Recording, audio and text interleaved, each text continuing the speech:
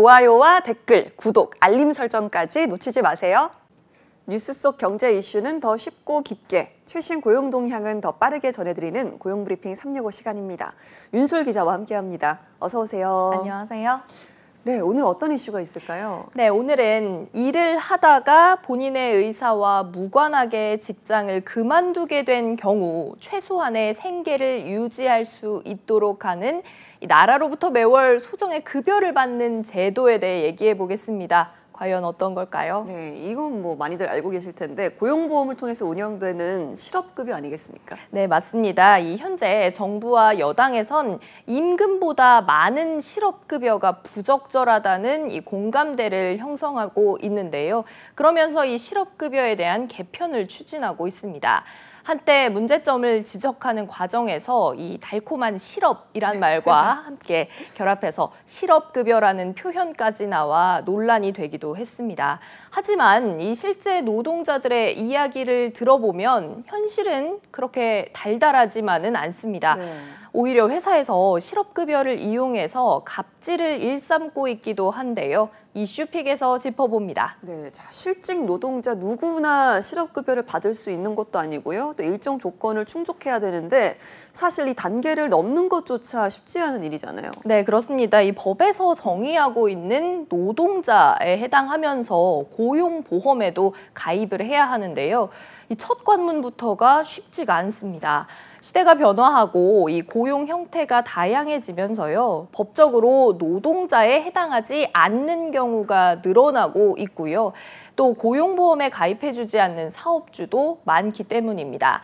실업급여를 받을 수 있는 조건이 된다고 해도 문제는 또 있습니다. 예, 그러니까 실업급여를 수급받으려면 회사에서 이직 확인서를 작성해서 고용센터에 제출하면 되는 거 아니겠습니까? 네, 말로 들으면 굉장히 간단한데 여기에서 이 실업급여가 하나의 갑질 수단으로 이용이 된다는 겁니다. 이때 이 고용보험 상실 코드를 실업급여를 수급하는 이 사유에 해당하는 코드로 입력을 해야 하는데 이 코드를 입력할 수 있는 게 회사만 할 수가 있습니다. 실제 직장갑질 119에서 직장인 1,000명을 대상으로 설문조사를 했는데요. 최근 1년 동안 권고사직, 정리해고 등 이런 비자발적인 퇴사 경험이 있는 직장인의 69%가 실업급여를 받지 못했습니다. 그러면 회사에서 사실과 다르게 상실 코드를 입력했다 뭐 이런 내용일까요? 그럴 수도 있습니다. 애초에 고용보험이 미가입 상태였던 그런 경우도 있었고 말씀하신 대로 이 실상과 달리 자발적인 퇴사로 처리가 되는 경우들인데요. 특히 이 노동 약자들일수록 실업급여를 받지 못한 비율이 높았습니다.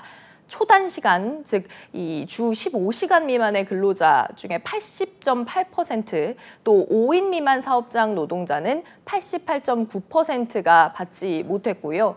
월급 150만 원 미만의 직장인은 90.9%가 실업급여를 못 받았다, 이렇게 답을 했습니다. 이 실업급여를 받지 못한 이유는 고용보험에 가입되지 않아서와 함께 수급 자격을 충족했지만 회사에서 자발적인 실업으로 분류했기 때문이라고 답했습니다. 그렇죠. 그러니까 자발적 이직자의 경우는 실직 급여를 받을 수가 없는 건데요. 그런데 회사에서는 왜 이렇게 처리를 하는 걸까요? 네, 사실 이런 모든 과정은 위법한 행위입니다. 네네. 이 직장갑질 119에 접수된 사례들을 좀 보면요. 기업이 해고 직원에게 서류상으로 자진 퇴사 처리를 강요하거나 종용하는 이런 경우들이 있습니다. 정부 고용장려금을 받는 기업은 감원 방지 기간 중에 직원을 해고하면 장려금 지급이 중단되거나 환수됩니다. 그래서 이걸 피하려고 일부 기업들이 해고자를 자진 퇴사로 처리해서 이른바 이 실업급여 갑질을 하게 된다는 겁니다. 네, 물론 근로복지공단에 정정 요청을 할 수 있지만요. 이런 법적인 절차를 잘 알지도 못하고 또 당장 생계가 바쁜 노동자들에게는 쉽지 않은 일입니다. 이런 일 자체를 좀 차단해야 될 텐데 대책이 없는 걸까요? 네, 이 직장갑질 119의 조언을 좀 보면요. 실업급여 수령을 위한 필수 서류인 이직 확인서 작성 권한을 노사 양측에 부여하는 일이 필요하다, 이렇게 조언하고 있는데요. 이럴 때 회사가 일방적으로 해고자를 자진 퇴사로 처리하기는 힘들어지겠죠. 또 고용센터에서 직권으로 실업급여 지급 여부를 적극 판단할 수 있도록 해서 실업급여 사각지대 속에 이 일터 약자를 보호할 수 있도록 제도 보완도 필요하다는 지적이 나옵니다. 네, 자, 이런 상황 속에서 정부에서 이번에 실업급여 개편을 추진 중입니다. 어떤 안들이 나왔습니까? 네, 고용노동부는 먼저 주 15시간 미만의 이 단시간 근로자에 대한 실업급여 지급 방식 실근로시간으로 따져서 지급하기 위한 개정을 준비 중입니다.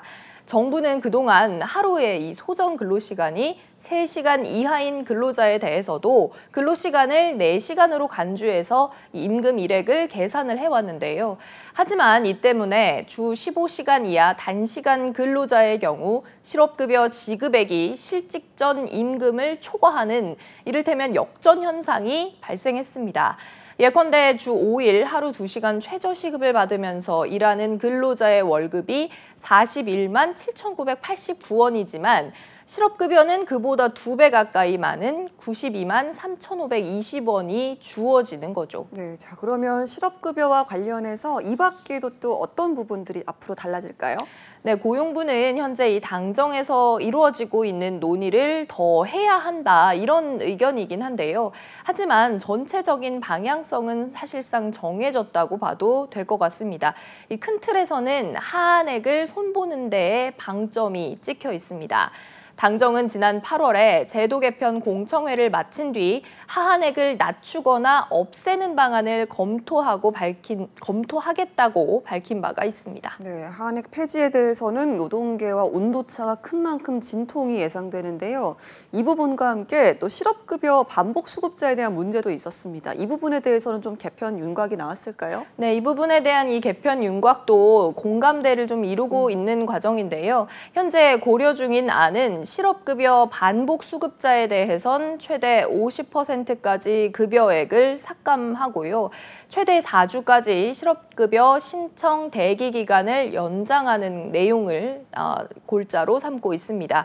이 밖에 현재 근로시간으로 규정된 고용보험 가입 기준을 소득 기준으로 개선하는 방안도 함께 추진될 걸로 보입니다. 네, 그러면 고용보험의 사각지대를 좀 없앨 수 있을까요? 네, 현재는 월 60시간 이상 일한 근로자에게만 이 고용보험 혜택이 주어지다 보니 여러 회사에서 단시간으로 일하는 근로자의 경우는 고용보험에서 빠질 수밖에 없었습니다. 게다가 단시간 근로자들은 실업급여 수급자 기준에도 맞지 않아서 혜택을 누리지도 못하지만 매번 고용보험료는 꼬박꼬박 내야 해서 이 불합리하다는 지적이 있었습니다. 사업주 역시 마찬가지고요. 네. 그래서 고용부는 국세청과 소득 자료 연계를 통한 시스템 구축 방안을 검토 중입니다. 네, 이 같은 정부의 실업급여 개선에 대해서 근로자들의 여론도 궁금한데요. 네, 근로자들의 여론이 어떻게 보면 가장 중요한 부분일 텐데요. 이 직장인 절반 이상은 한국에서 실직 등을 당했을 때 사회보장제도가 충분하지 않다 이렇게 생각하고 있었습니다. 실업급여 하한액을 낮추거나 없애는 법 개정 추진에 대해서는 응답자의 65.8%가 동의하지 않는다고 답했습니다. 실제로 노동계에선 OECD 보고서도 한국의 고용보험제도 취약점으로 낮은 가입률과 보장 범위를 언급하고 있는 만큼 이 가입 사각지대 해소, 또 자발적 퇴사 실업급여 요건 완화 등을 모색해야 한다라고 주장하고 있습니다. 네, 알겠습니다. 자, 정부가 실업급여 제도 개선을 위해서 힘써야 할 부분이 무엇인지 보여주는 조사 결과다라는 생각이 드는데요. 불합리한 규정은 정비하면서도 사각지대 해소를 위한 고민도 함께 이뤄져야겠습니다. 윤솔 기자와 함께했습니다. 고맙습니다. 지금까지 고용브리핑 365였습니다.